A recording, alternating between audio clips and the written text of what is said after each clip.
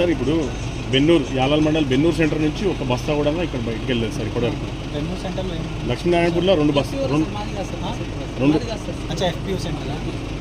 ఇప్పుడు ఆ రైతులంతా ఇప్పుడు సీజన్ సార్ 15 డేస్ ఉంది. మరి 15 డేస్లో ఎప్పుడు ఇక్కడ నుంచి బస్తా లేవాలి, మళ్ళీ బిల్ పేమెంట్ కావాలి.